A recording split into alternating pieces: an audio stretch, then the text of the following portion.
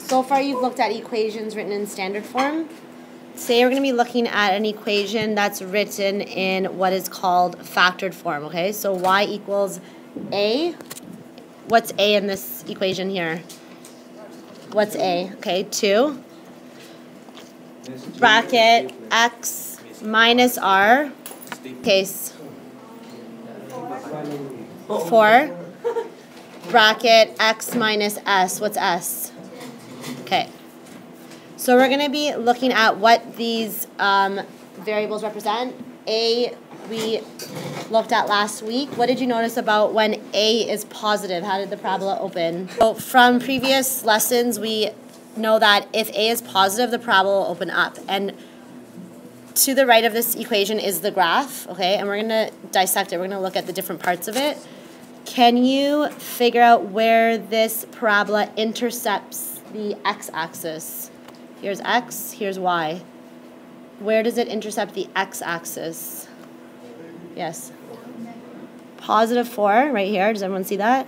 And, okay, the x-intercepts for this parabola are positive 4 and negative 2.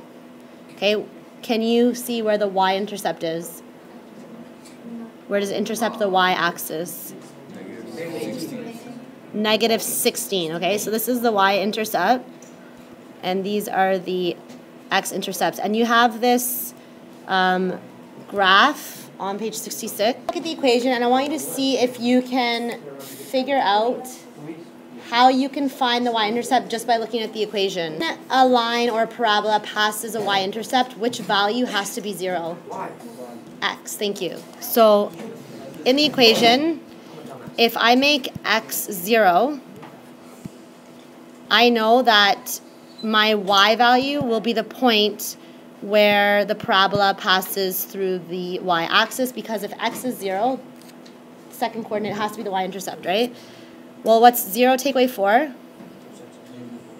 Negative 4. What's 0 take away 2? Negative 2. 2 times negative 4 times negative 2.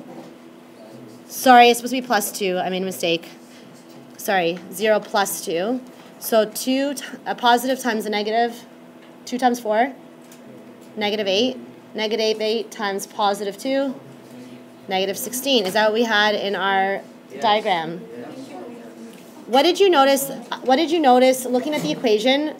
Simplifying this, what did we actually just multiply together? I multiplied 2 times what? Negative 4 times positive 2 to get my y-intercept.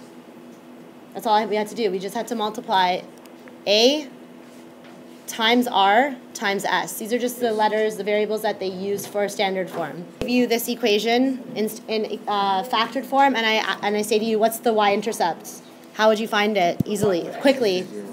3 times negative 5.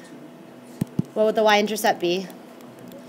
Positive 3 times negative 2. Negative 6 times negative 5. 30. Okay, this will intercept at 30, at 0 and 30. This parabola intercepts at 0 and negative 16, as we just saw on the graph. If the equation is y equals x minus 2 to the power of 2, well, to the power of 2 means that I'm writing the base twice, right? So we can rewrite this as y equals x minus 2 times x minus 2. Well, what's my a value? If there's nothing in front of the bracket, what number can I put there? 1. So to find the y-intercept, I just need to multiply 1 times what? Negative 2 times negative times a negative? Positive 4. Let's look at the graph. Does it intercept at positive 4? Yes, it does. Okay, good. Okay, so now we're going to see how the equation relates to the x-intercepts. So we saw that in the first example, my x-intercepts were located at negative 2 and positive 4. I told you at the beginning that this equation is written in factored form, where we have a, r, and s. Okay?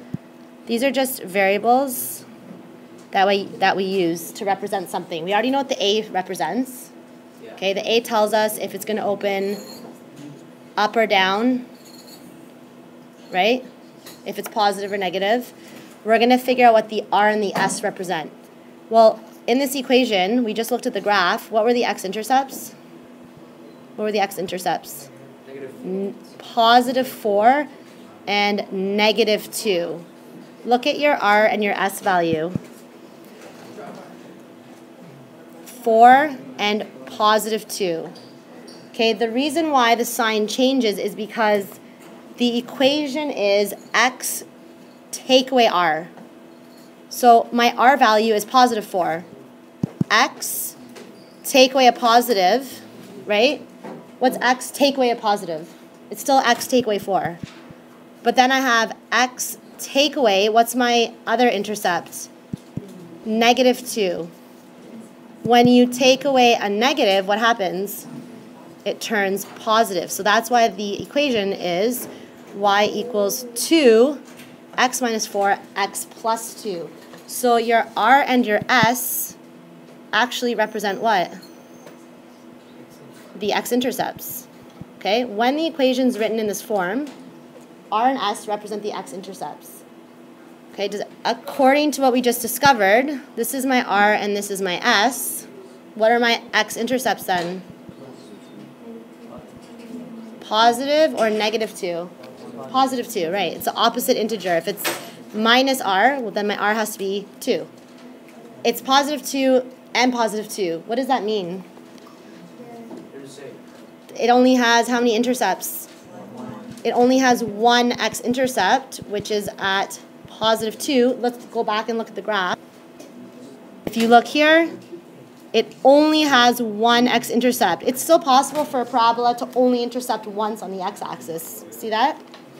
Okay, good. We're going to figure out the axis of symmetry using the equation. So I can sketch, I know that the axis of symmetry cuts the parabola in half, right? It divides the parabola into 2 equal parts. So it's going to be somewhere where I've drawn it. What do you notice about where this is drawn? It's halfway between what? The 2 x-intercepts. Well, if you have the equation and you can figure out the x-intercepts, can you find the midpoint of x-intercepts halfway between them? Yeah. Back to where we found the x-intercepts, they were at positive 4, opposite, and negative 2. We need to find what's halfway between positive 4 and negative 2. So I need to find the midpoint of the x-intercepts. So we're going to add 4 plus negative 2 and divide by 2. What's 4 plus negative 2? 2 divided by 2. Okay, so our axis of symmetry should be at x equals 1. Why am I writing x equals 1? Does the axis of symmetry pass through the y-axis? Does it pass through the x-axis? Yeah. Yes. And my estimate was pretty accurate. It passes through 1 along the x-axis. So our axis of symmetry is x equals 1. Okay? Now that you know the axis of symmetry, what other part of this parabola can we find? The vertex. Now we can actually figure out the vertex. We know that the vertex is located at 1, right? Because the axis of symmetry passes through the vertex. So it's located at 1 and something. Without even looking at the graph, we can calculate it. Okay, we know that the axis of symmetry, I'm going to put AOS, axis of symmetry is x equals 1, which is part of the vertex, right? The axis of symmetry has to pass through that vertex. Well, now that I know the x value, all I need to do is plug that value into my original equation and solve for y. If x is 1, we're going to find y. So y is equal to 2 times 1 minus 4 times 1 plus 2. Solve for y. 2 times 1 take away 4 is negative 3. 1 plus 2. What's 2 times negative 3 times positive 3? Negative 18. 2 times 3 is 6 times 3 is 18. So according to this, my vertex should be located at 1 and negative 18. Do you remember if that's where it was on the graph? Yep, we were right. Look here. The vertex is located at 1 and negative 18. You just found all the parts of the parabola. Symmetry is x equals 2. So the vertex is located where? Well, I know that my x value of the vertex is 2. Okay, plug that into your equation. Look here. Y equals 2 minus 2, bracket 2 minus 2. What's 2 take away 2? 0. 0. Does that make sense? Is this at 2 and 0? Yes. Yes. Made with Doodlecast Pro.